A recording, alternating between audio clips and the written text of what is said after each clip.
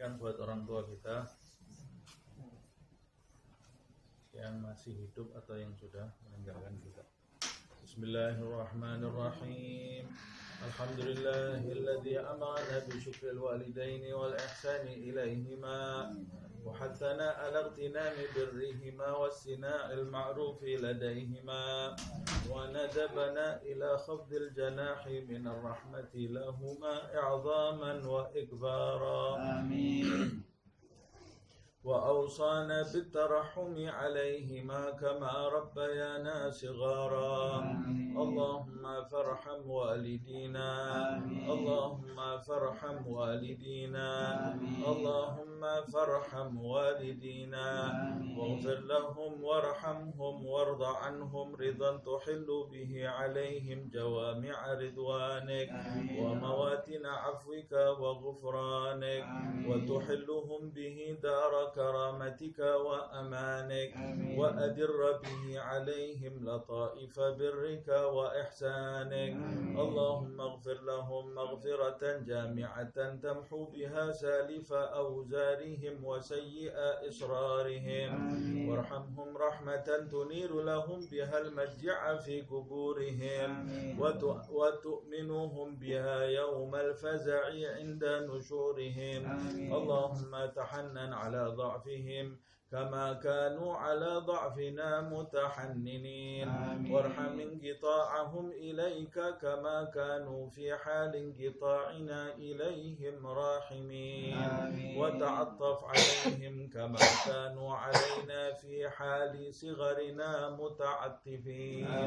اللهم احفظ لهم ذلك الود الذي أشربته قلوبهم والحنانة التي ملأت بها صدورهم واللطف الذي شغلت به جوارحهم واشكر لهم ذلك الجهاد الذي كانوا فينا مجاهدين ولا تضيع لهم ذلك الاجتهاد الذي كانوا فينا مجتهدين وجازهم على ذلك السعي الذي كانوا فينا ساعين والرعي الذي كانوا فينا راعين أفضل ما جزيت به السعاة المصلحين والرعاة الناصحين. اللهم برهم أضعاف ما كانوا يبروننا وانظر إليهم بعين الرحمة كما كانوا ينظروننا.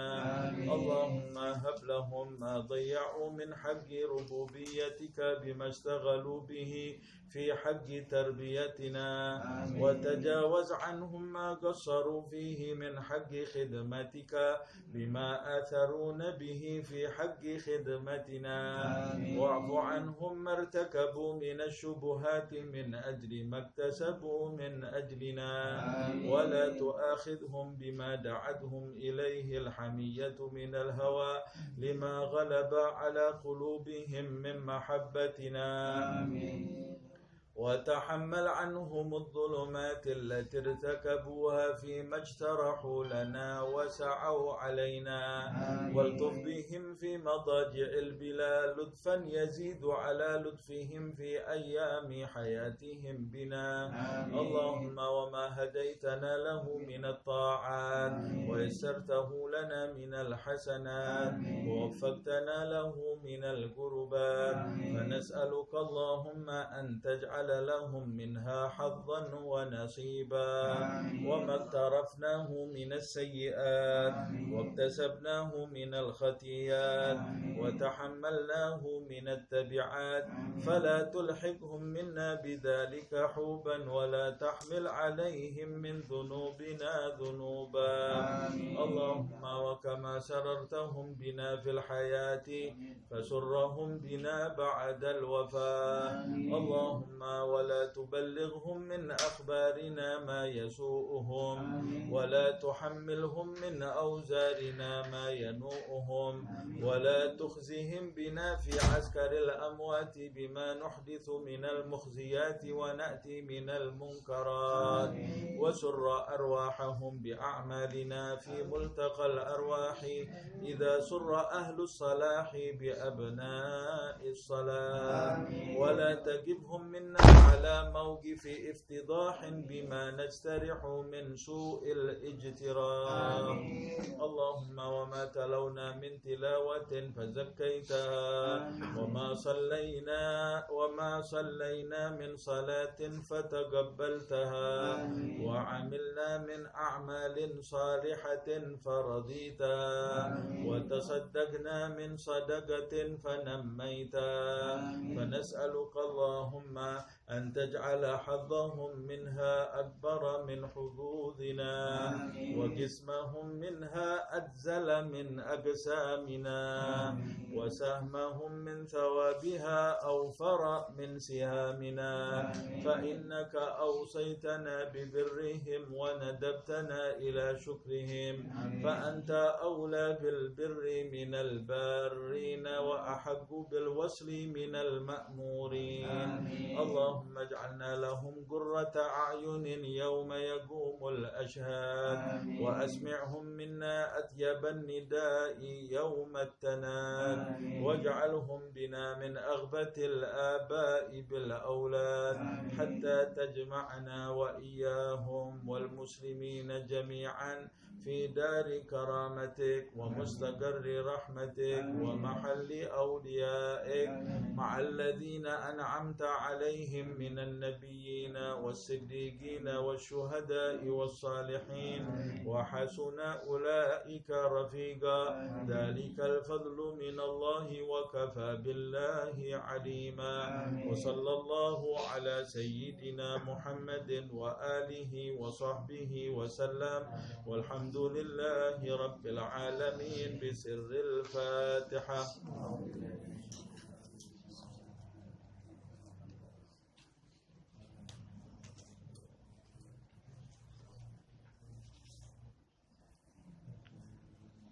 تقبل منا إنك أنت السميع العليم تب علينا إنك أنت التواب الرحيم اللهم لا تحرمنا خير ما عندك لشر ما عندنا اللهم وفقنا للعمل الذي يقربنا إليك في الدنيا والآخرة اللهم زاهدنا في الدنيا ورفقنا في الآخرة واجعلنا من عبادك على العلماء العاملين المخلصين اللهم مغفرتك أوسع من ذنوبنا ورحمتك أرجى عندنا من أعمالنا يا رب بهم وبآلهم عجل بالنصر وبالفرج وصلى الله على سيدنا محمد وعلى آله وصحبه وسلم والحمد لله رب العالمين.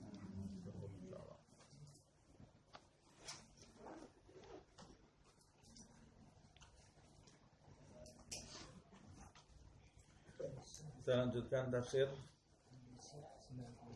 92 ya.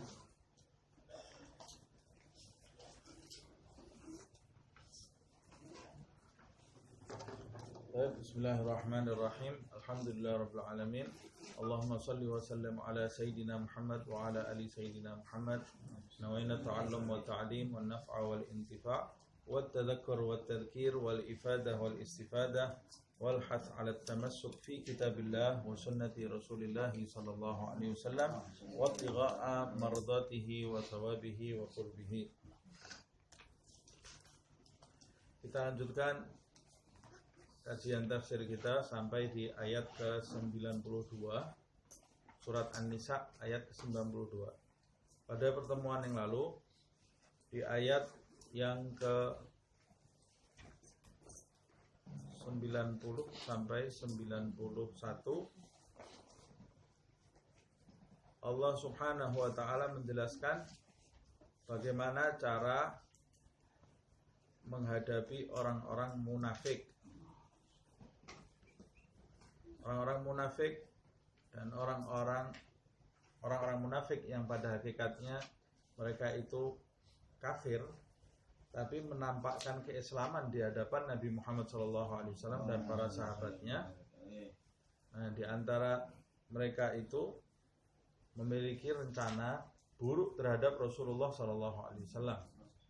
Nah, Allah Subhanahu Wa Taala menjelaskan kepada Nabi Muhammad SAW siapa orang-orang munafik itu yang menyembunyikan keislamannya. Jadi artinya mereka itu, saya ulang sedikit, mereka itu disebut munafik bukan atas asumsi atau dugaan, tapi mereka disebut munafik karena kemunafikan mereka itu telah jelas, telah nampak kebohongan mereka dalam beragama di hadapan Rasulullah SAW dan telah nampak rencana kejahatan mereka untuk Rasulullah dan para sahabatnya.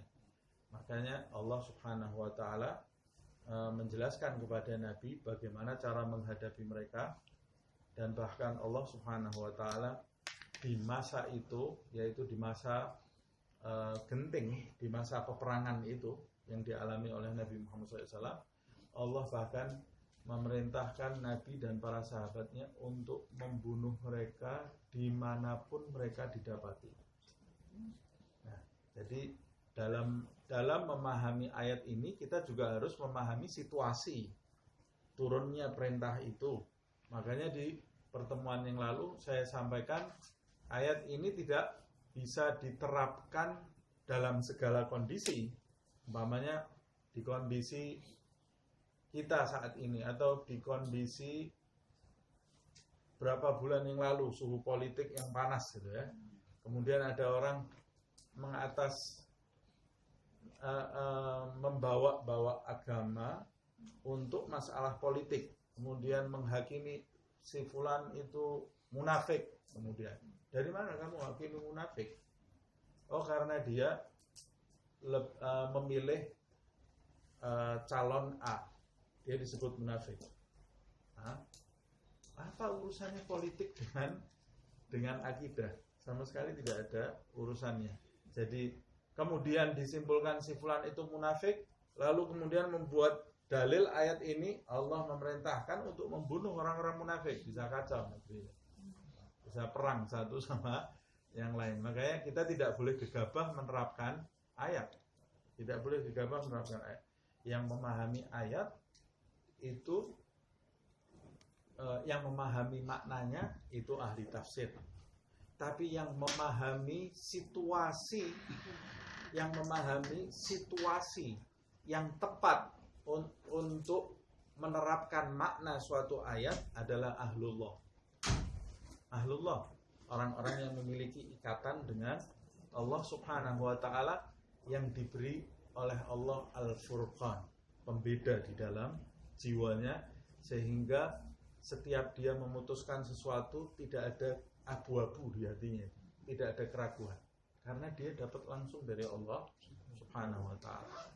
Jadi kalau kita mau menerapkan ayat-ayat tertentu, terutama yang berkaitan dengan jiwa seseorang, hak seseorang, jangan menerapkan ayat itu berdasarkan pemahaman dan ilmu belaka, tapi harus meminta pendapat dari orang-orang yang memiliki ikatan dengan Allah Subhanahu wa Ta'ala, karena mereka memahami ayat dengan benar dan memahami seluk-beluknya, memahami situasi yang tepat, kapan kita itu menempatkan ayat di dalam hidup kita.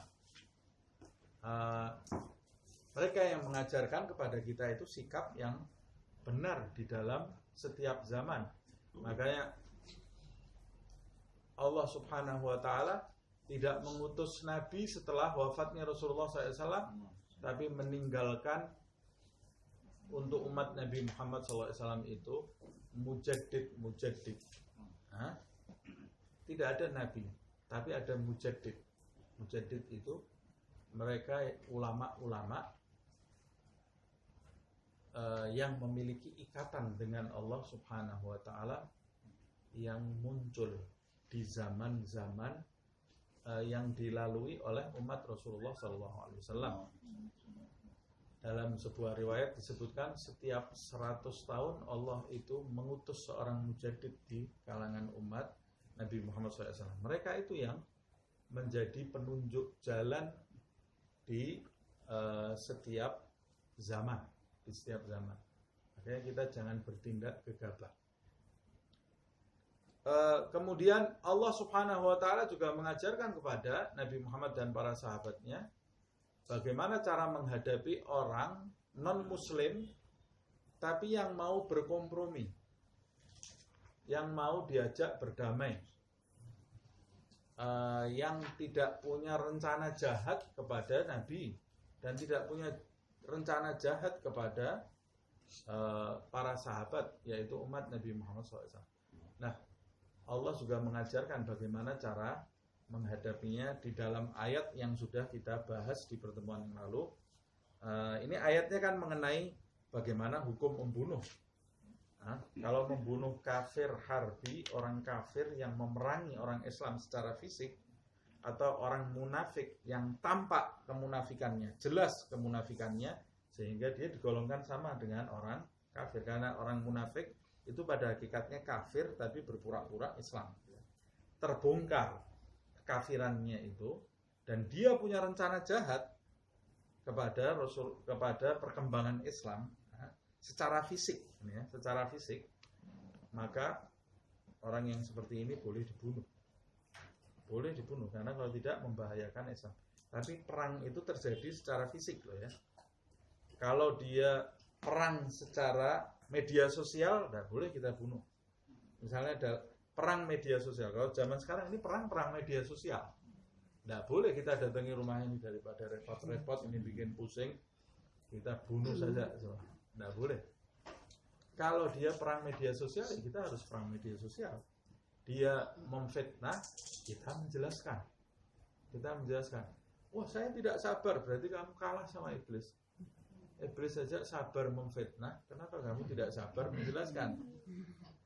Karena memfitnah itu kan juga butuh energi, butuh kekuatan untuk memfitnah. Dia mengumpulkan data untuk memfitnah. Dia yang memfitnah aja punya waktu luang untuk mengumpulkan data, padahal dia tahu dirinya salah. Bagaimana kamu yang benar tidak punya waktu untuk mengumpulkan data? Dia yang mau niat mengajak orang ke neraka itu punya waktu luang untuk mengajak. Kenapa kamu ini mau mengajak orang ke surga tapi merasa tidak punya waktu untuk mengajak? Kalau perang media sosial, ya kita harus perang media sosial. Nah, bagaimana sekarang di ayat yang ke-92? Masih berkaitan dengan masalah membunuh ini ya. A'udzubillahi minasyaitonirrajim. Bismillahirrahmanirrahim. Wa ma kana lil mu'minin ay yaqtula mu'minan. Dan tidaklah seorang yang beriman itu membunuh seorang beriman yang lain.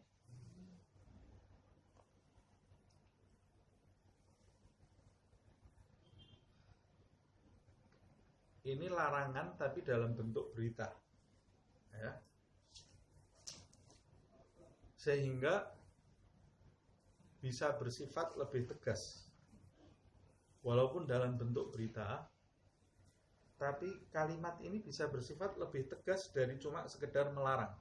Kan bisa umpamanya, ya ayyuhalladzina amanu la taqtul mu'minan, umpamanya, hai orang-orang yang beriman, jangan kau bunuh orang beriman yang lain. Tapi Allah Subhanahu wa taala menjelaskan di ayat ini wa ma kana. Wa ma kana itu artinya tidak mungkin. Orang yang beriman itu tidak membunuh orang yang beriman. Berarti pembunuhan terhadap orang yang beriman itu berkaitan dengan keimanan si pembunuh itu. Orang yang di matanya nyawa orang lain itu remeh, berarti keimanan di dalam dirinya itu sangat tipis sekali. Nyaris dia itu tidak pantas disebut beriman. Kalau ada orang yang sholat, ngaji, puasa, zakat, tapi dia ringan tangannya membunuh orang lain, apalagi yang dibunuh masih bersyahadat, nyaris itu palsu semuanya. Allah Subhanahu wa taala menyebutnya wa makan. Wa makan itu artinya tidak mungkin, tidak ada iman, tidak pantas disebut orang beriman ketika dia membunuh orang beriman yang lain.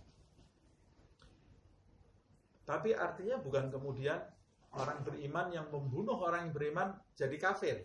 Tidak. Tapi keimanan di dalam hatinya itu lenyap. Tidak ada. Walaupun secara fisik secara lahiriah kamu lihat dia itu termasuk orang yang beriman. Tapi di mata Allah Subhanahu wa taala iman di hatinya itu lenyap, tidak ada. Ini mirip dengan hadis Rasulullah SAW, tidaklah orang berzina itu la yazni zani wal la yazni zani hina yazni wal iman fi qalbihi wal iman fi qalbihi atau kama qala Nabi. Tidaklah seorang pezina itu saat melakukan perbuatan zina, pada saat dia melakukan perbuatan itu tiadalah iman ada di dalam hatinya. Artinya iman di dalam hatinya itu lenyap. Sebetulnya dalam beberapa riwayat Nabi Muhammad SAW juga mengatakan al-mu'min la yakdzib. Orang beriman itu tidak berdusta. Berarti orang yang berdusta tidak ada iman di dalam hatinya, walaupun dia masih kategorinya muslim. Mengapa dikatakan tidak pantas disebut orang yang beriman? Karena dia tidak menghadirkan Allah di dalam hidupnya. Tidak takut dia sama Allah SWT. Jadi rukun imannya itu baru sekedar di lisannya saja, di apalannya saja, tapi belum menancap di dalam hatinya, sehingga di dalam hatinya kosong dari iman. Kosong dari iman. Kita lanjutkan. Di dalam ayat ini disebutkan wa ma kana lil mu'minin ay yaqtula mu'minan. Tiadalah orang yang beriman itu membunuh orang yang beriman yang lain illa khata'ah.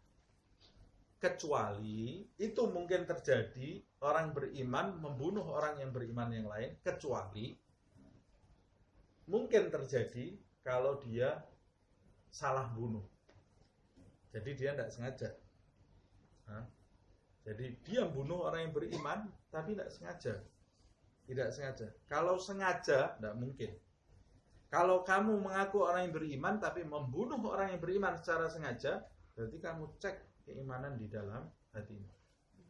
Kecuali kalau kamu membunuhnya tidak sengaja, itu mungkin terjadi. Nah, bagaimana sekarang kita dapati perang diaman ya, Mbak Mei? Perang diaman itu yang dibunuhnya orang beriman semua ini. Di Irak orang beriman bunuhnya orang yang beriman. Yang dibunuh ini tidak tahu apa-apa, rakyat tidak tahu apa-apa. Itu yang punya masalah itu petinggi-petingginya. Yang dibunuhi anak kecil, perempuan, orang baru hufad Quran satu sekolah baru dilantik jatuh bom, mati semua. Sudah yang dibunuh ini orang beriman, hafal Quran. Terus bagaimana dia nanti mau menghadap Allah Subhanahu wa taala? Ngeri loh ya. Nah, penyakit seperti itu sekarang ini sudah menjangkiti beberapa sahabat kita di Indonesia ini. Permulaan orang membunuh itu, permulaan orang bisa membunuh itu, dia membiarkan ego di dalam dirinya untuk mengumbar amarah. Itu permulaan. Kalau didiamkan bisa jadi membunuh. Minimal dia tidak melakukan pembunuhan, tapi dia merasa darah orang mukmin itu halal. Itu sudah berbahaya. Pertamanya dari mengumbar emosi. Karena pembunuhan itu terjadi diawali dengan emosi. Pembunuhan yang tidak benar ya. Itu diawali dengan emosi. Padahal Nabi Muhammad SAW melarang sahabatnya saat berperang membunuh atas dasar emosi. Padahal perang ini. Pada waktu berperang, Nabi ini selalu memperingatkan sahabatnya, uqtulu birrahmah. Kalau kamu harus membunuh, maka bunuhlah dengan kasih sayang. Gimana nih sahabat bingung, bunuh kok dengan kasih sayang? Bunuh dengan kasih sayang apa? Dilus-lus. Maksudnya bunuh dengan kasih sayang itu jangan bunuh atas nama hawa nafsumu. Jangan kau gunakan Islam untuk membenarkan amarahmu. Jangan kau gunakan dalil-dalil Al-Quran untuk memenuhi kepuasan hawa nafsu dan egomu. Tapi lakukan sesuatu, jadikan ego dan nafsumu tunduk dengan ayat-ayat Al-Quran. Kalau kamu harus berperang membunuh seseorang, bunuhlah atas nama agama, bukan atas nama nafsumu. Ya karena kalau tidak dibunuh, ya orang bunuh. Memang situasinya sudah peperangan. Ini yang ada di depannya ini mau menghabisi umat Islam secara fisik. Dan ketika kamu membunuh, bunuhlah dengan rahmat. Dijelaskan, membunuh dengan rahmat itu membunuh orang yang boleh dibunuh secara syar'i. Yang tidak ikut-ikutan, tidak boleh dibunuh. Orang tua, tidak boleh dibunuh. Anak kecil, tidak boleh dibunuh. Perempuan yang tidak ikut di medan peperangan, tidak boleh dibunuh. Haram. Kalau dibunuh, ada hukumnya ini nanti di sini. Kemudian rumah tidak boleh dibakar. Rumah itu tidak ikut perang kok dihancurkan, kecuali rumah tempat markas. Itu lain lagi. Rumah tidak boleh dihancurkan. Pohon tidak boleh ditebang dan dibakar. Dilarang oleh Rasulullah SAW. Nah, peperangan yang terjadi sekarang ini, sekolah dihancurkan, pohon habis, satu negeri ini habis, rakyatnya bukan cuma dibunuh, tapi disiksa, penyiksaan. Sampai Yaman ini sekarang negara yang paling terburuk kondisi ekonomi dan gizinya, lebih buruk dari Afrika. Yaman, anak-anak kecil yang tidak punya dosa. Bagaimana itu nanti orang mau mempertanggungjawabkan di hadapan Rasulullah? Dan dia melakukan peperangan itu atas nama agama, atas nama akidah. Begitu juga yang di Irak. Kita lihat sendiri videonya. Yang bunuh Allahu Akbar, yang dibunuh Allahu Akbar. Wanita-wanita muslimahnya yang kalah perang dijadikan budak. Orang Islam dijadikan budak, digilir. Naudzubillah min dzalik. Ini sudah sampai titik derajat yang paling rendah. Kok bisa ya seperti itu?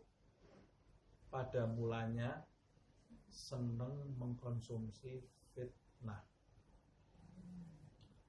Awalnya seperti itu. Media sosial.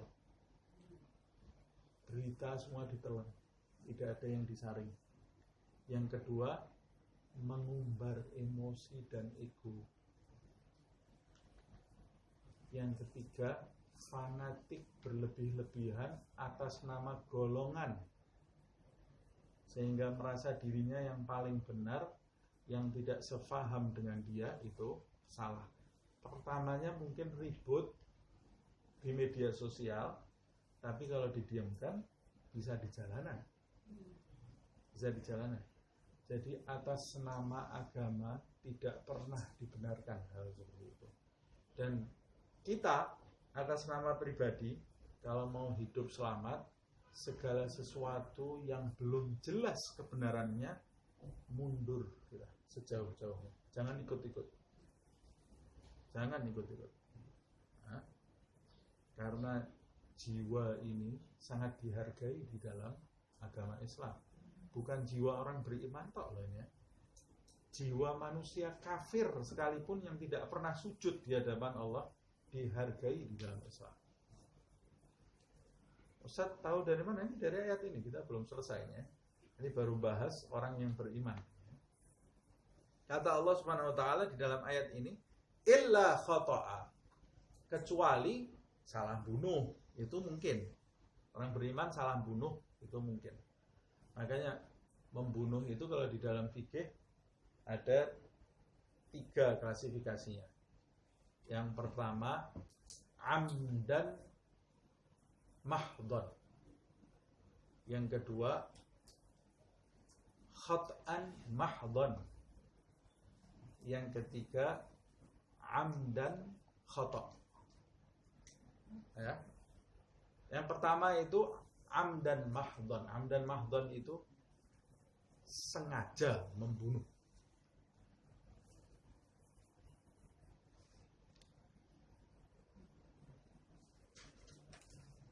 Sengaja, benar-benar sengaja membunuh. Jadi niat membunuh. Itu bisa diketahui nanti, bisa diketahui dari orang yang dibunuh. Dari orang yang dibunuh. Umpamanya ditusuk di bagian jantung, itu pasti sengaja bunuh. Tidak ada ditusuk di bagian jantung, saya tidak niat bunuh. Tidak bisa loh, kamu tusuk bagian jantung kok tidak niat bunuh. Itu kamu niat bunuh itu ya. Atau penggal kepalanya, kemudian padahal saya tidak niat bunuh. Tidak bisa. Itu hukumnya kamu membunuh. Kalau sekarang pakai pistol atau tembakan itu, ditembak kepalanya, bagian-bagian yang mematikan. Ini namanya amdan mahdhan. Orang yang membunuh secara sengaja, hukumnya qud atau kisos. Qudun atau kisos. Ini di ayat ini belum dijelaskan kisos ya. Tapi di ayat lain dijelaskan kisos.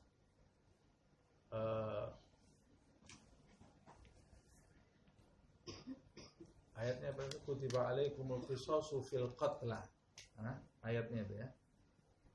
Telah diwajibkan bagi kamu kisos dalam pembunuhan. Yaitu pembunuhan yang seperti apa? Pembunuhan yang dilakukan secara sengaja. Syarat-syaratnya orang harus dikisos. Pertama, orang itu balik, sudah dewasa. Kalau belum dewasa, walaupun sengaja, tidak bisa dibunuh, tidak bisa dihukum kisos. Hukum kisos itu dihukum mati lah ya. Kalau orang belum dewasa, walaupun dia membunuh sengaja, tidak bisa hukum mati, dihukum kisos. Yang kedua, berakal. Kalau orang dewasa gila, tidak bisa dikisos. Orang gila kok. Kalau ada anak belum balik membunuh, ya keluarganya nanti harus membayar diah namanya, diat. Nah ini nanti akan yang kita bahas ya, ayat ini tentang diat, bukan tentang kisos. Ayat tentang kisos itu di ayat yang lain. Kemudian tadi apa? Setelah berakal,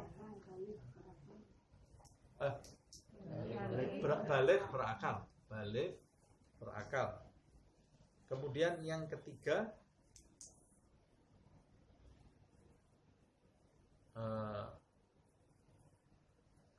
yang dibunuh itu setara kedudukannya dengan dia. Kalau yang dibunuh itu tidak setara kedudukannya dengan dia, maka dia tidak dihukum mati.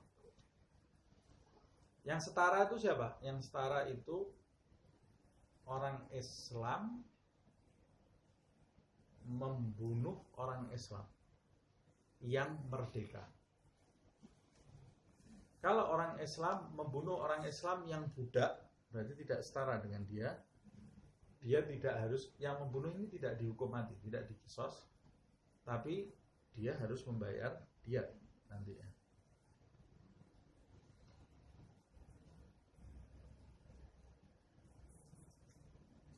Ada tambahannya, yang dibunuh itu setara dengan yang membunuh atau di atasnya. Budak bunuh tuannya, budak ini harus dikisos. Atau yang dibunuh itu non muslim, muslim itu di atasnya non muslim. Kalau seorang muslim membunuh non muslim, walaupun salah ini ya, secara sengaja, dia dikenai hukuman, tapi tidak dengan hukum mati. Tidak dengan hukum mati. Ini pendapat Imam Syafi'i. Kalau pendapat Abu Hanifah, kalau non muslim yang dibunuh itu non muslim yang dhimmi, Zimmi itu artinya yang tidak memerangi orang Islam. Orang Islam itu juga dihukum mati. Nah, ini pendapat Abu Hanifah. Tapi kalau Imam Syafi'i tidak.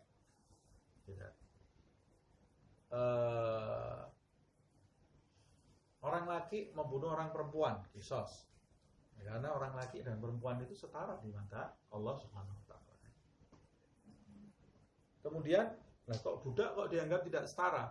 Ya karena situasinya di masa itu, kalau diterapkan budak sama dengan tuannya, Islamnya akan ditolak mentah-mentah. Nah, tapi sekarang ini kan sudah tidak ada lagi perbudakan. Nah, siapapun yang dibunuh, orang Islam siapapun, mau profesinya apapun, mau tukang sapu, tidak ada batasan di situ. Oh, konglomerat membunuh pembantunya secara sengaja, iya.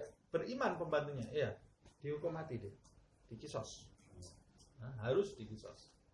Jadi yang dimaksud kesetaraan itu seperti yang saya jelaskan tadi ya. Kemudian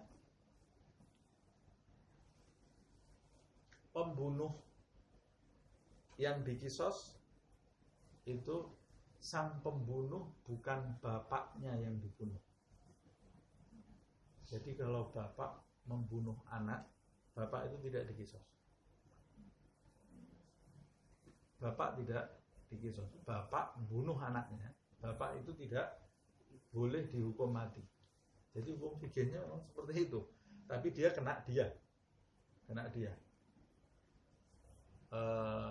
Mengapa alasannya? Di antara alasannya ya karena anak itu munculnya dari bapak. Anak itu muncul di dunia ini dari bapak. Jadi bapak itu tidak bisa ditiadakan oleh sesuatu yang dimunculkan sebab dia. Nah, tapi kalau anak bunuh bapak, kisos.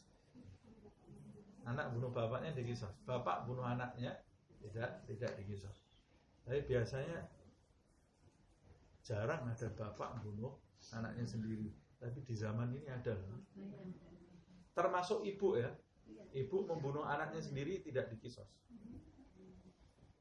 Tidak dihukum mati, tapi diberikan hukuman, bukan tidak dihukum. Sebab kalau umpamanya seorang bapak atau seorang ibu membunuh anaknya, kemudian nanti yang mau nuntut siapa? Kalau istrinya nuntut, berarti istrinya ini nuntut pembunuhan untuk bapaknya anaknya yang dibunuh. Jadi kacau kan? Atau yang nuntut saudaranya yang dibunuh tadi. Saudaranya yang dibunuh. Berarti nanti anak menuntut membunuh bapaknya sendiri atau menuntut membunuh ibunya sendiri. Itu diantara hikmahnya. Tapi hukumnya seperti itu. Tidak bapak angkat. Kalau bapak angkat tetap dikisos. Kalau ada bapak angkat bunuh anak angkatnya. Atau bapak sepersusuan. Jadi anak sepersusuan dibunuh oleh bapak sepersusuannya atau ibu sepersusuannya. Yang bunuh itu ibu sepersusuannya tetap dikisos. Ada lagi enggak? Saya lupa ingat yang saatnya. Ya sementara itu dulu ya. Jadi kisos itu terjadi dengan syarat-syarat itu. Dan sang pembunuh itu membunuhnya dengan sengaja, seperti yang saya sebutkan tadi. Selain membunuh dengan sengaja, ada namanya khata' mahdhon. Benar-benar tidak sengaja. Khata' mahdhon itu bentuknya seperti apa? Umpamanya di dalam peperangan, seperti yang terjadi ya. Hudzaifah Al-Yamani, ayahnya namanya Al-Yamani. Hudzaifah ini ayahnya dia terbunuh di peperangan Uhud, yang bunuh orang beriman. Tapi dibunuh tidak sengaja. Dia mau membunuh orang kafir, keliru kena abahnya Hudzaifah, mati. Nah, makanya ada yang mengatakan itu asbabun nuzul turunnya ayat ini. Illa khata'a, karena menyesal, yang bunuh ini jelas menyesal, dia tidak niat bunuh kok. Dalam riwayat yang lain ini turun kepada Abu Darda. Abu Darda ini di satu peperangan pernah membunuh orang yang tidak ikut perang, padahal waktu mau dibunuh itu pun dia ketakutan syahadat. Orang itu ketakutan syahadat, tetap dibunuh oleh Abu Darda. Kemudian kambingnya diambil. Jadi ada peternak yang tidak ikut perang dibunuh oleh Abu Darda, kambingnya diambil. Namanya sahabat itu pernah melakukan kesalahan.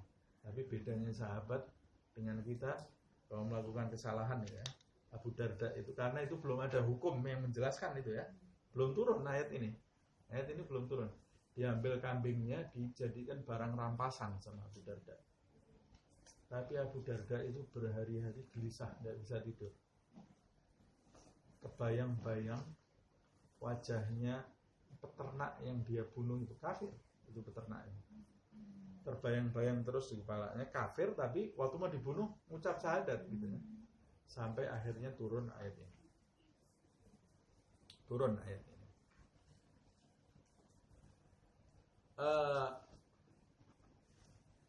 Khata' mahdhan itu bisa jadi mau membunuh orang kafir terkena orang beriman, atau berburu umpamanya. Saya sedang berburu di hutan, mau nembak binatang buruan, tahu-tahu ada orang di belakang semak itu. Saya kira binatang buruan, tahu-taunya orang. Nah ini namanya khata' mahdhan. Ini betul-betul tidak sengaja. Ini tidak sengaja.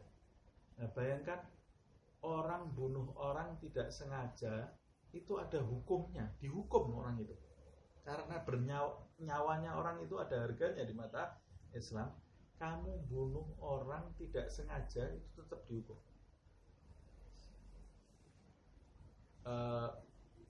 Apalagi kalau sengaja, termasuk orang nabrak orang sampai mati. Nah, itu niat nabrak enggak dia?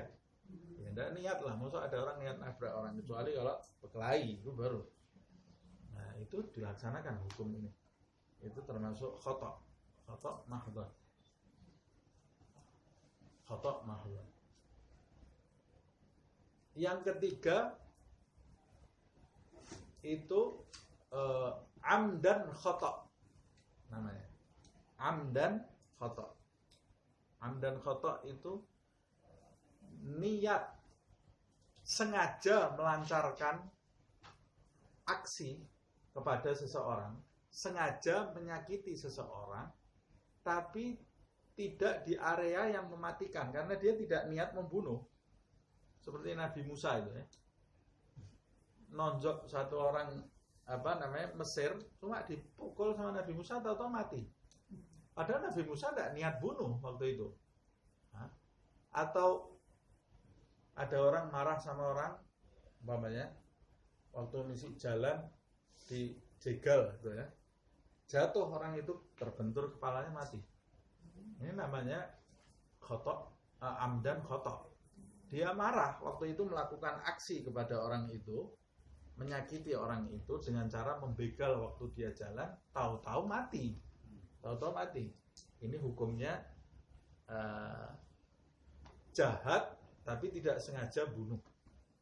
Ya, berbuat buruk tapi tidak sengaja membunuh. Itu ada hukumnya sendiri di dalam Islam, tapi tidak dikisos.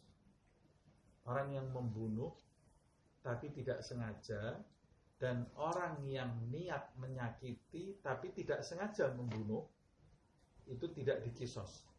Jadi yang benar-benar dikisos adalah orang yang niat membunuh, dan sang pembunuh itu memenuhi syarat yang saya jelaskan tadi di atas. Nah, kalau yang pertama tadi itu di ayat yang kutiba alaikumul qisasu fil qatl.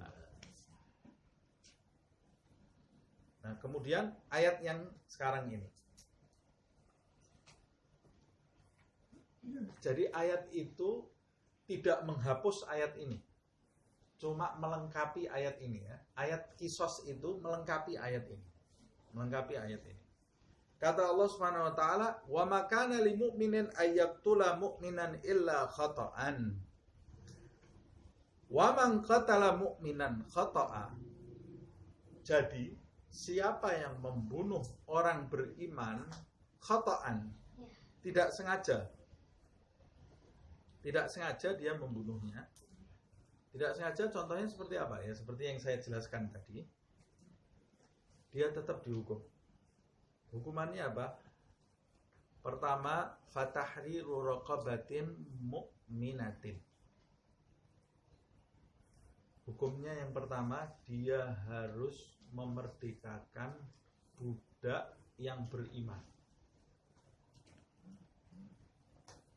Budak yang beriman. Raqabah itu budak, baik laki-laki atau perempuan. Dan kemudian gara-gara ada tak marbutohnya budak perempuan. Nah, raqabah itu seperti khalifah, ya. Raqabah itu budak laki-laki atau perempuan yang beriman.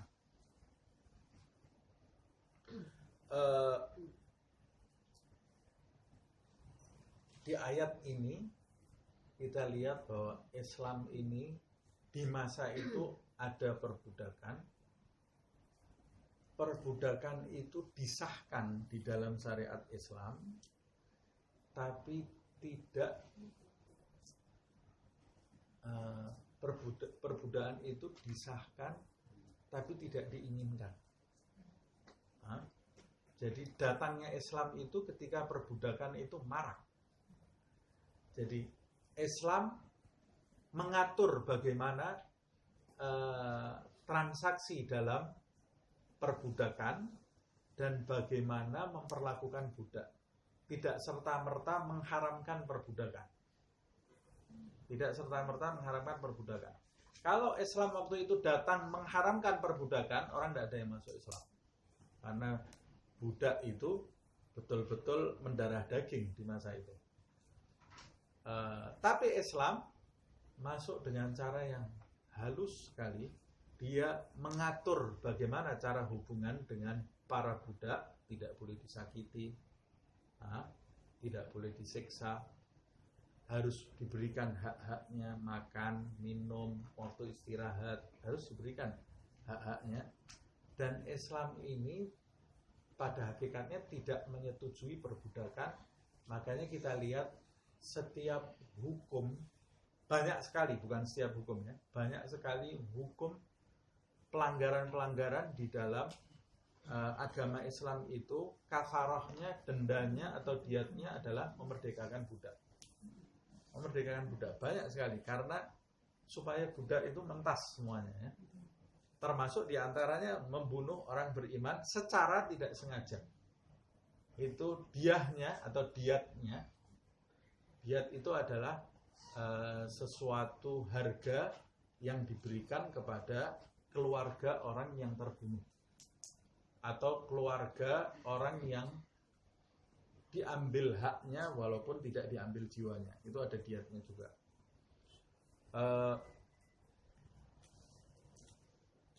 Dalam hal ini diahnya pertama memerdekakan budak. Dalam beberapa hukum yang lain juga seperti itu. Umpamanya orang melanggar sumpah. Orang melanggar sumpah yang pertama kan hukumnya memerdekakan budak. Orang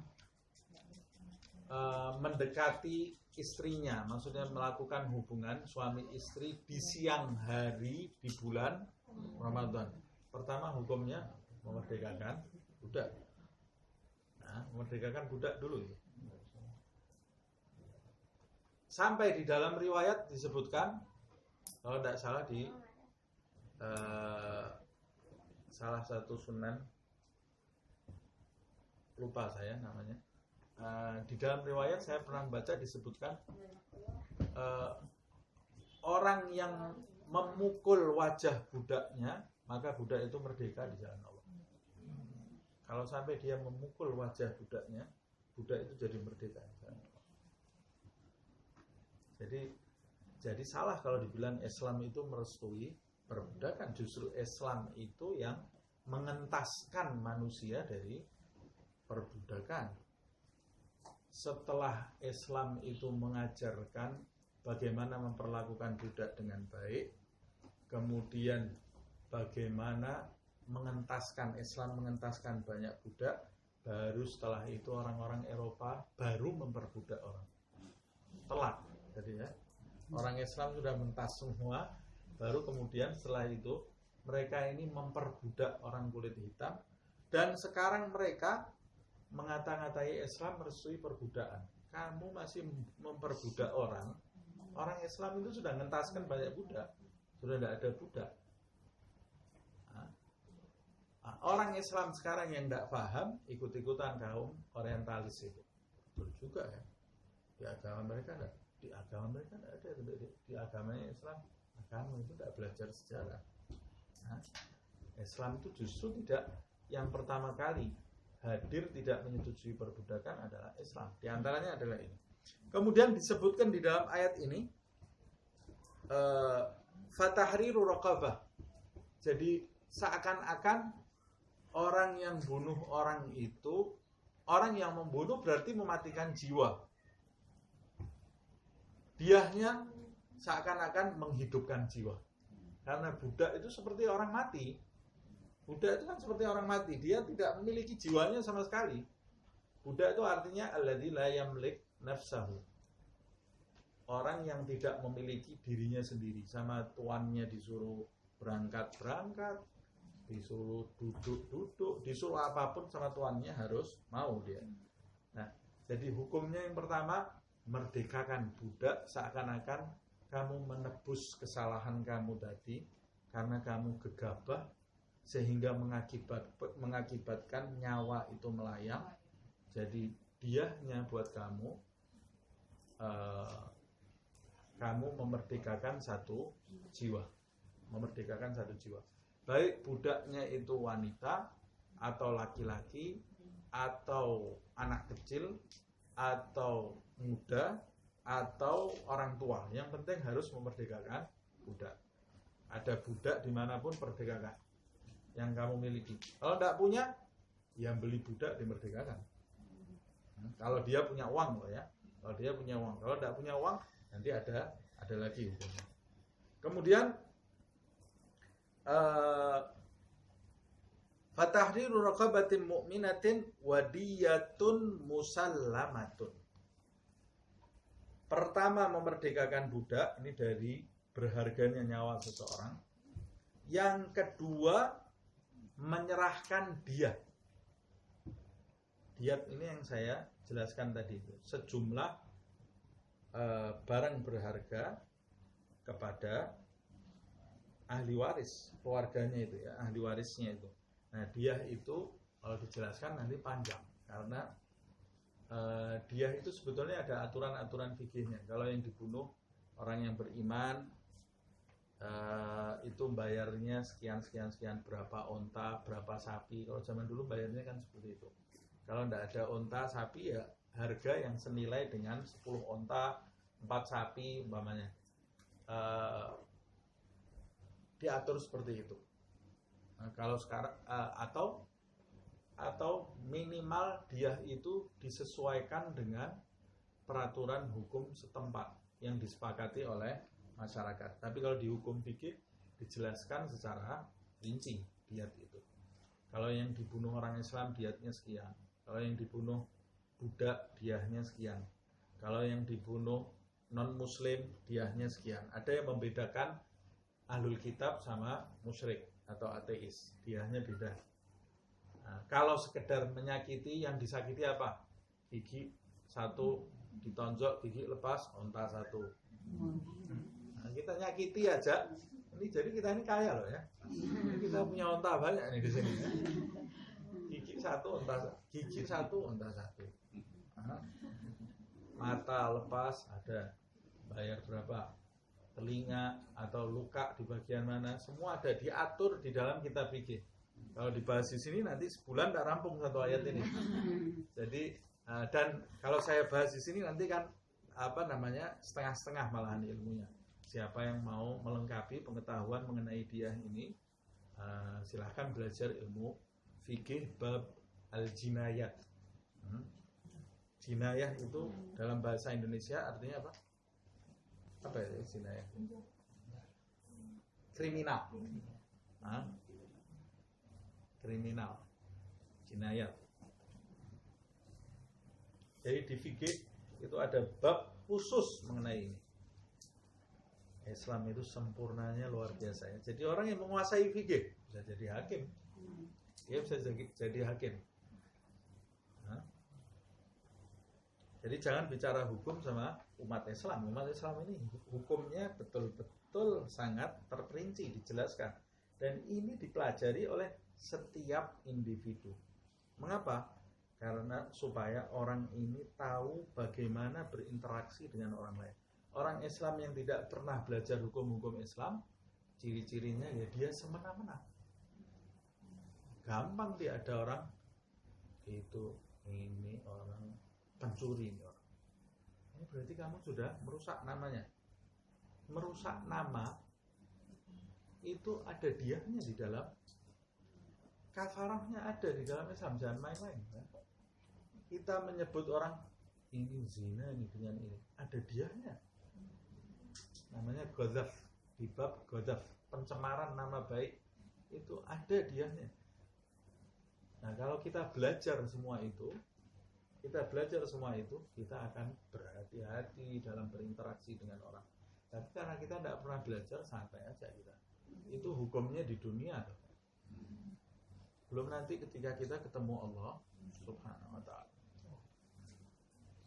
Nah, makanya kata Nabi Muhammad SAW di dalam riwayat, kata para ulama, di dalam kitab-kitab juga disebutkan, sebagian besar manusia neraka itu dipenuhi sebagian besar oleh mereka yang kembali kepada Allah membawa dosa sangkutan kepada makhluk.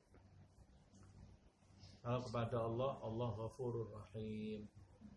Tapi yang kalau kepada Allah santai, bukan meremehkan loh ya, tenang lah. Ya kita ini tahu banyak salahnya. Tapi kalau salah kita kepada Allah Subhanahu wa ta'ala, mau segunung katanya Rasul, siapa yang datang kepada Allah dengan dosa sebesar gunung Uhud, angkat tangannya, ya Allah, taubat, banyak kepada Allah Subhanahu wa ta'ala. Tapi yang bahaya ini dosa sangkutan ini ya. Dosa yang nyangkut, yang disebut di dalam agama dengan tabiat. Tabiat itu artinya dosa yang ngikut, ini yang tidak bisa lepas. Yang tidak bisa lepas karena terkait dengan maaf orang yang kita sakiti. Terkait dengan maaf orang yang kita sakiti. Nah, fatahriru raqabatin mu'minatin wadiyatun musallamatun ila ahlihi, memerdekakan budak. Yang kedua, memerdekakan budaknya ini di jalan Allah Subhanahu wa ta'ala. Terus keluarganya dapat apa kalau kita merdekakan budak? Kan tidak dapat tidak dapat apa-apa. Sebagai bela sungkawanya kita memerdekakan budak.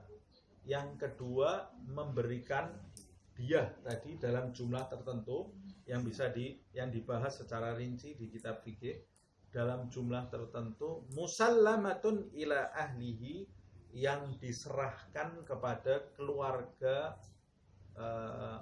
mayat yang terbunuh tadi. Secara tidak sengaja diserahkan, berarti kepada ahli warisnya.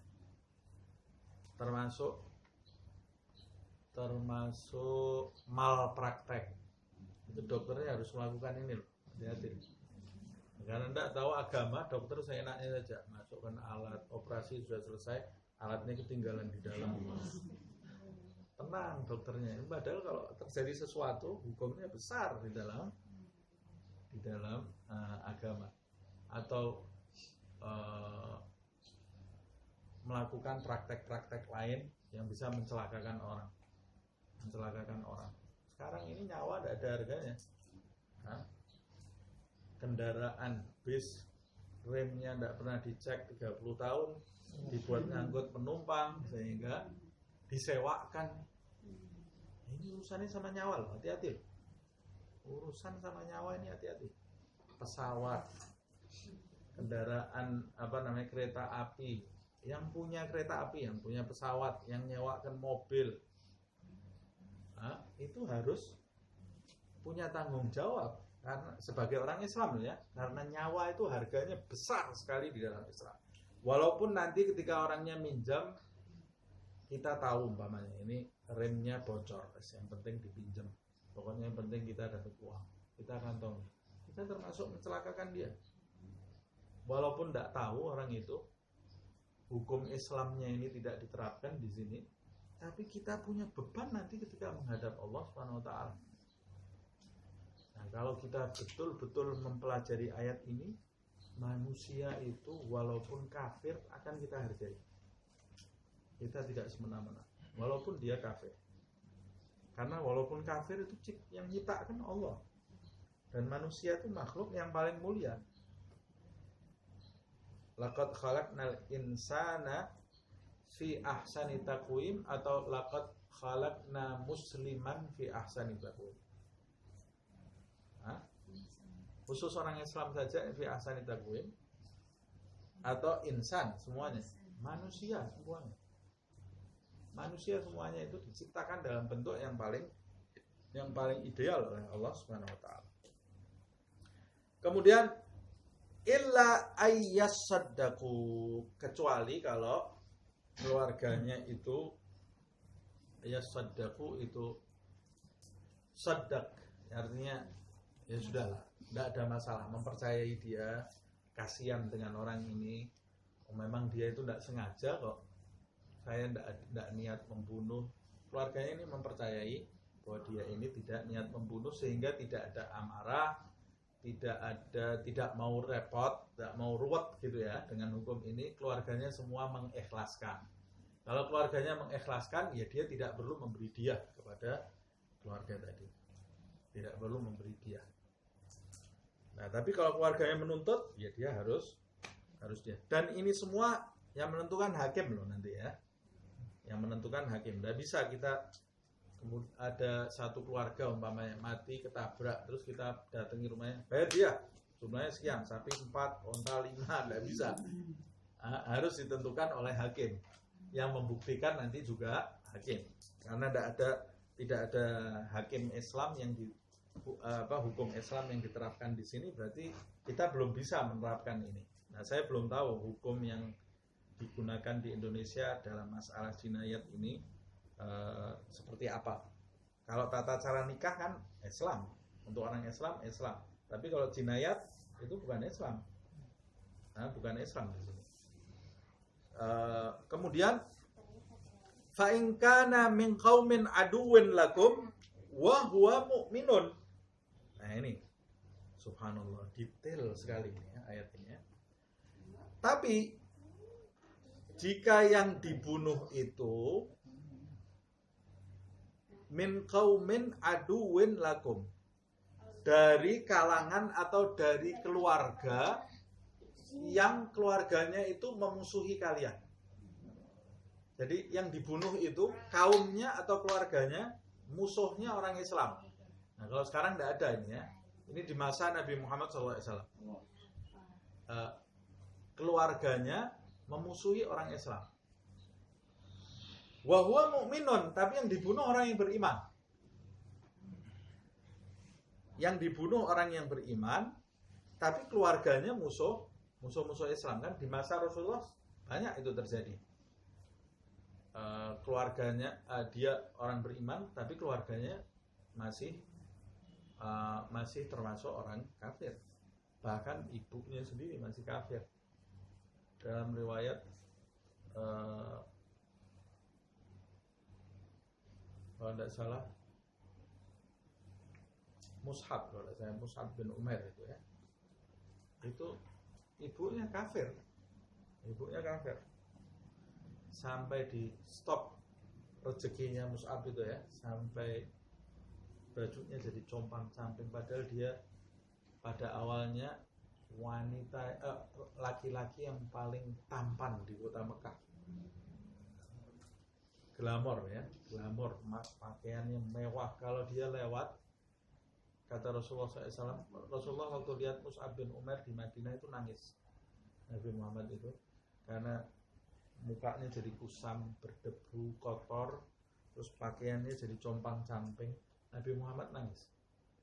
Ini laki-laki ini dulu kalau dia berjalan di Mekah, maka wanita-wanita Mekah menampakkan dirinya itu pengen dilamar sama Mus'ab. Sekarang lari wanita kalau lihat dia, tapi dia tinggalkan semua itu demi Allah dan Rasulnya Muhammad SAW. Sampai nangis Rasulullah SAW. Mus'ab bin Umar itu ya.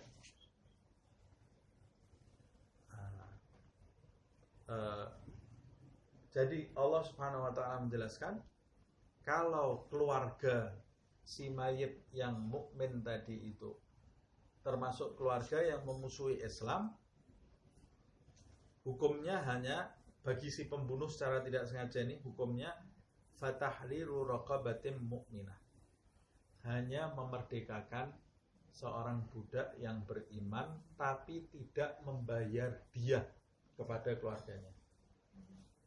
Apa ini hikmahnya kok tidak membayar diah? Karena keluarganya memusuhi Islam. Kalau diberi diah, nanti diah itu bisa menjadi kekuatan bagi keluarganya untuk memerangi orang-orang Islam. Karena di masa itu adalah di masa perang.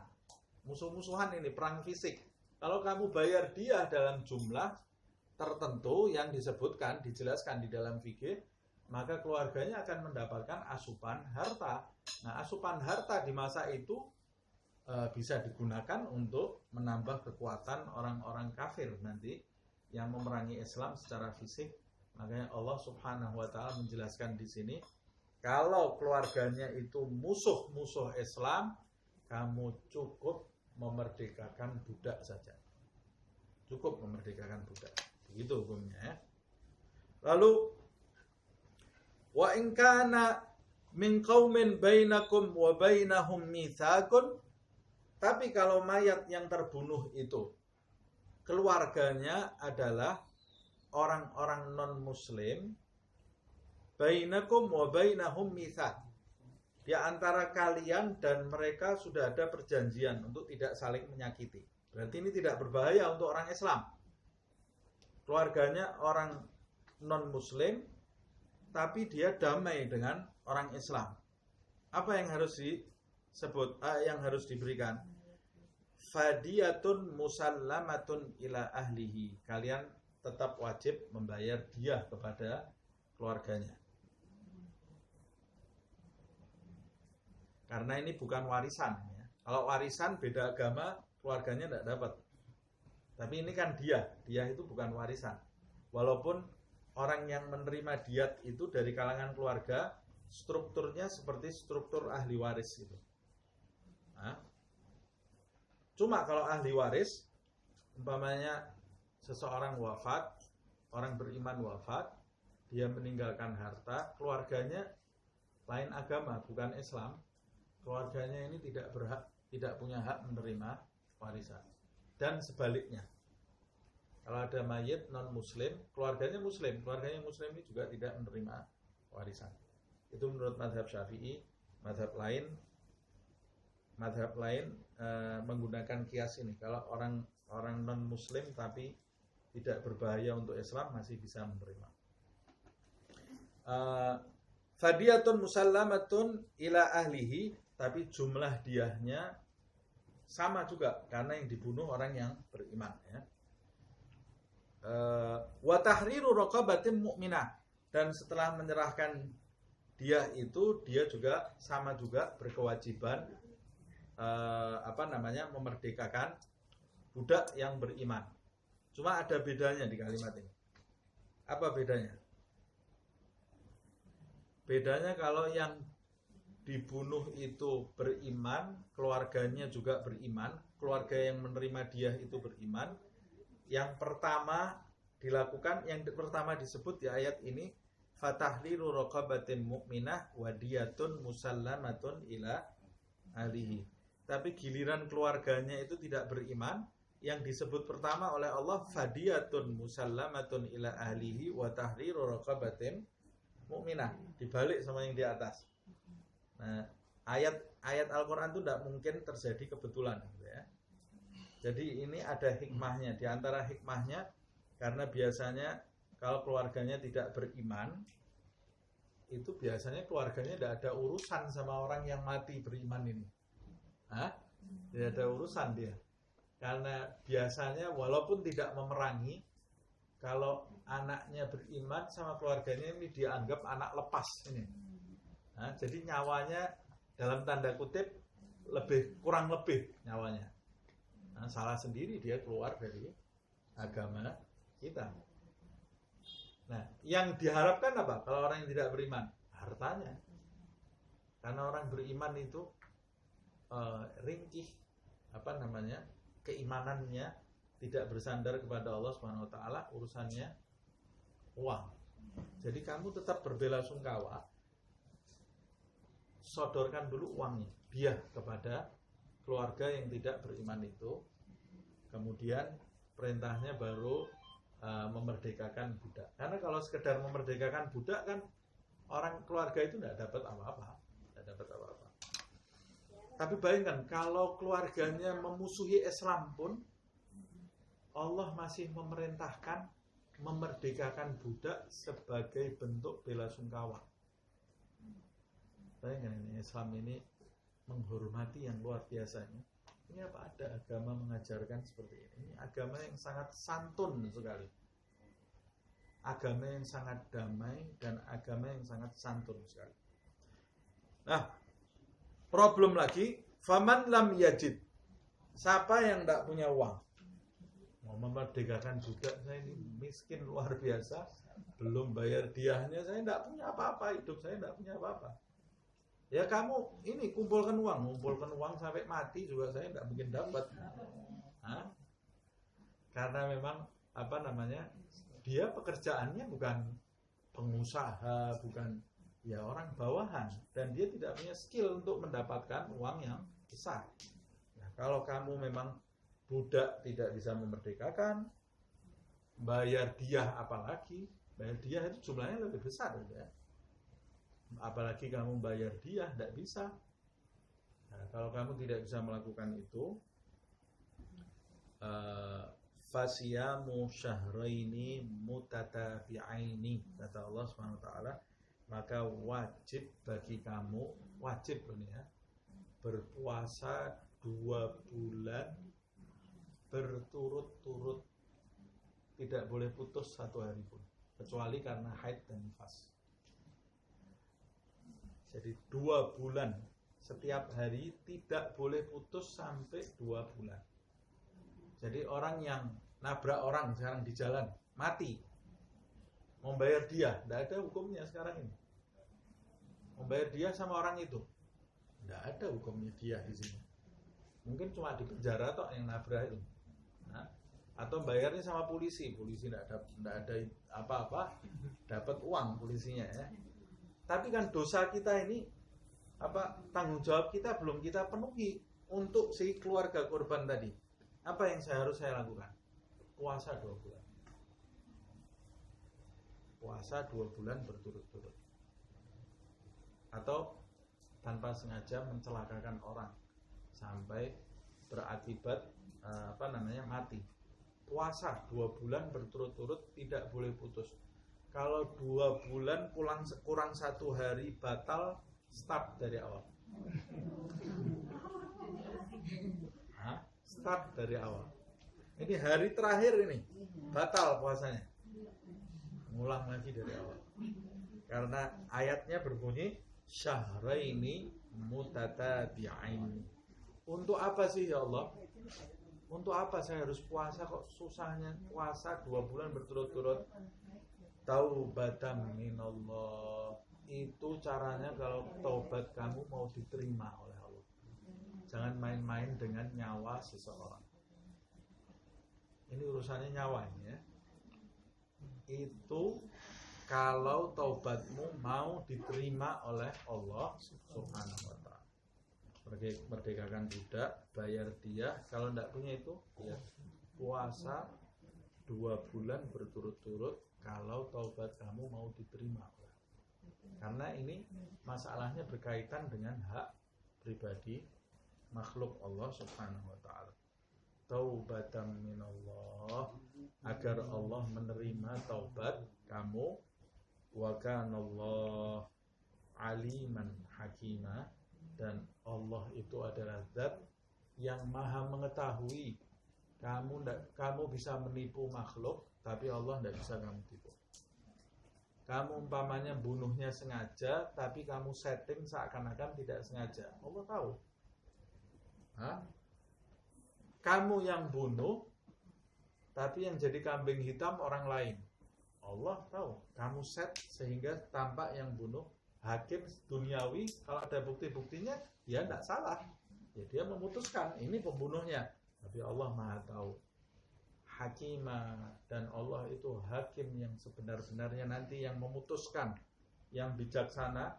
Kita lihat nanti di hari kebangkitan itu semua diputuskan oleh Allah Subhanahu wa ta'ala, mana yang benar dan mana yang salah. Siapa yang di dunia belum melunasi hutang-hutangnya kepada Allah dan kepada makhluk Allah Subhanahu wa ta'ala, nanti kita akan melihat bagaimana pengetahuan Allah yang meliputi segala sesuatu, dan bagaimana Allah memutuskan kepada hamba-hambanya ini apa yang harus diputuskan. Nah, ini ayat ini betul-betul hikmah yang bisa kita petik adalah hargai makhluk Allah Subhanahu wa ta'ala. Manusia terutamanya, hargai manusia. Apapun latar belakangnya, apapun agamanya, apapun etnisnya, rasnya, semua manusia mulia, diciptakan oleh Allah Subhanahu wa ta'ala. Punya dasar yang mulia. Karena ada tiupan Allah Subhanahu wa ta'ala di dalam dirinya. Kalau harus membunuh berdasarkan hukum. Berdasarkan hukum seperti yang dijelaskan, yang disahkan oleh syariat. Umpamanya dalam peperangan melawan orang-orang kafir harbi, orang kafir yang mau membunuh orang Islam secara fisik. Peperangan yang disahkan. Tidak bisa kita tidak membunuh. Ya kita mau tidak mau harus membunuh. Atau hukum kisos kepada orang lain, ya harus dilaksanakan karena dia membunuh, harus dibunuh. Nah, kemudian ayat yang berikutnya sedikit ini ya. Wa may yaqtul mu'minan muta'ammidan. Ini yang di atas tadi tidak sengaja. Ini kalau orang membunuh mukminan muta'ammidan. Di sini menggunakan fi'il mudhari. Kalau di atas pakai apa? Wa man qatala mu'minan khata'an, itu ya. Menggunakan fi'il madhi. Tapi di sini menggunakan fi'il mudhari. Wa may yaqtul mu'minan muta'ammidan. Ini seakan-akan berkesinambungan kalau fi'il mudhari itu. Jadi seperti sesuatu yang memang disengaja, direncanakan. Membunuh orang yang beriman secara sengaja, baik mati seketika atau mati setelah beberapa hari. Tapi dia niat bunuh di bagian yang mematikan. Fajaza'uhu jahannam. Maka balasan bagi orang yang membunuh itu neraka jahannam. Khalidan fiha.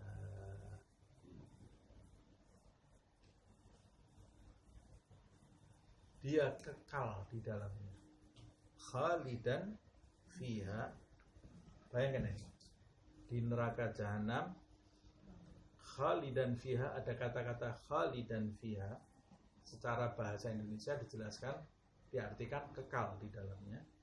Belum selesai ini ya. Wa ghadiballahu alaihi, dan Allah murka kepada orang ini. Di neraka dimurkai Allah. Wala'anahu, dilaknat orang ini, terusir dari rahmat, sudah masuk neraka, tidak ada rahmatnya sama sekali. Wa a'adda lahu azaban azima, dan Allah telah menyediakan bagi dirinya di neraka, dimurkai, dilaknat, dan sudah disiapkan untuknya siksa yang sangat besar. Kok ada orang yang berani spekulasi bunuh orang? Hah? Hati-hati loh ya. Bayangkan kalau orang masuk hotel meledak, dia juga mati. Tidak ketemu bidadari dia, katanya ketemu bidadari itu yang dibunuh orang Islam ngapain semua. Kalaupun orang non Muslim, yang dibunuh non Muslim itu bukan kafir, harbi. Tidak ketemu bidadari dia, ketemu malaikat Malik dia. Ketemu malaikat Malik dia. Ini saya berdasarkan ayat ini kan. Itu sengaja dia membunuh orang. Sengaja membunuh orang. Yang membantu membunuh orang dapat dosanya juga. Siapa yang membantu perbuatan maksiat walau bisyatril kalimah, kata Rasulullah SAW. Siapa yang membantu perbuatan buruk, perbuatan jahat, walaupun dengan separuh kata. Separuh kata loh nih. Jadi pakai isyarat saja, maka dia dapat dosa seperti dosa pelaku.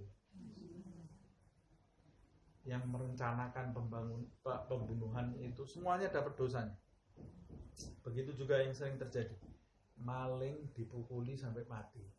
Satu kampung nanggung dosanya itu, kematian itu.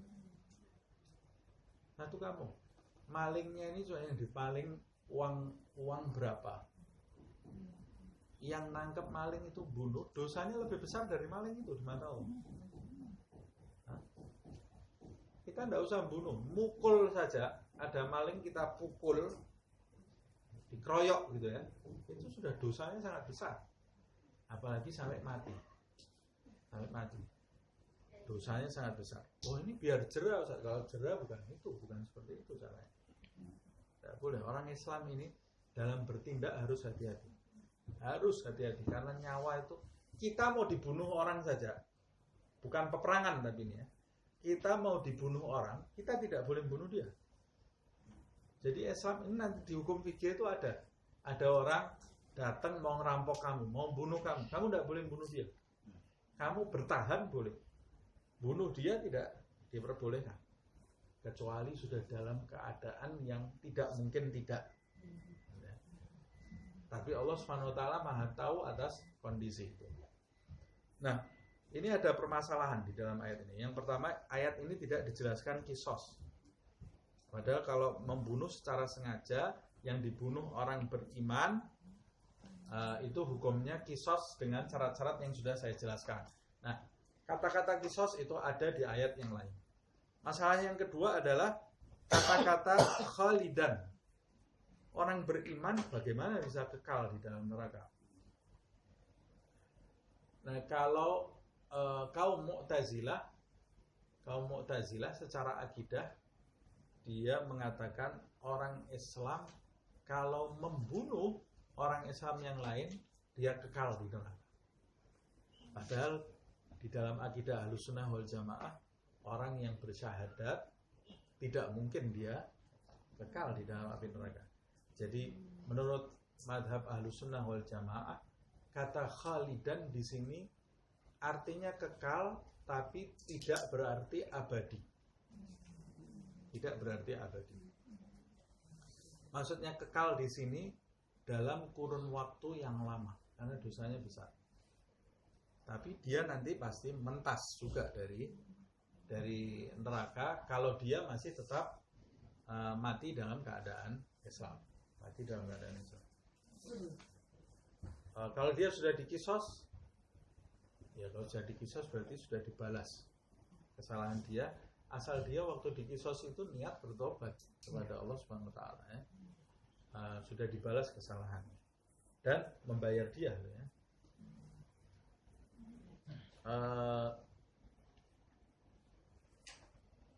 Saya kira itu yang bisa kita pahami. Insyaallah di pertemuan yang akan datang kita bahas ayat yang ke-94. Sudah jam 12 kurang.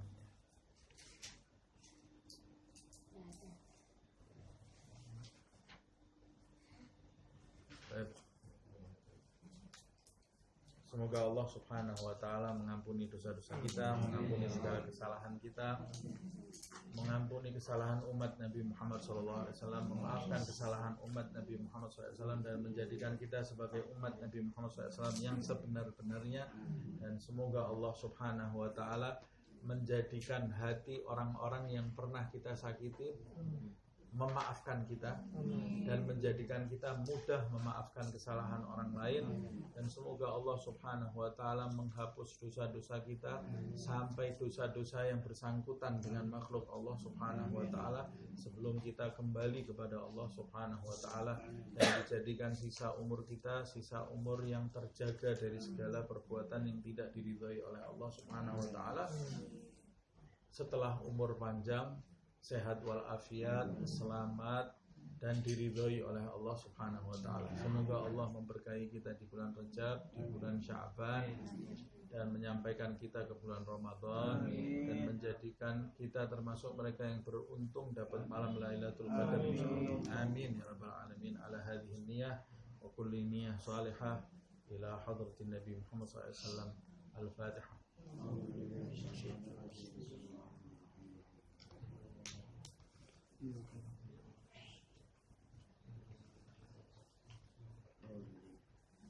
يا ربنا اعترفنا بأننا اقترفنا وأننا أسرفنا على لظى أشرفنا فتب علينا التوبة تغسل لكل حوبة واستر لنا العورات وآمن الروحة واغفر لوالدينا ربي ومولودينا والأهل والإخوان وسائر الخلان وكل ذي محبة أو جيرة أو صحبة والمسلمين أجمع آمين. ربي اسمع فضلا وجودا منا لا باكتساب منا بالمصطفى الرسول نحظى بكل سور بالمصطفى الرسول نحظى بكل سور بالمصطفى الرسول نحظى بكل سور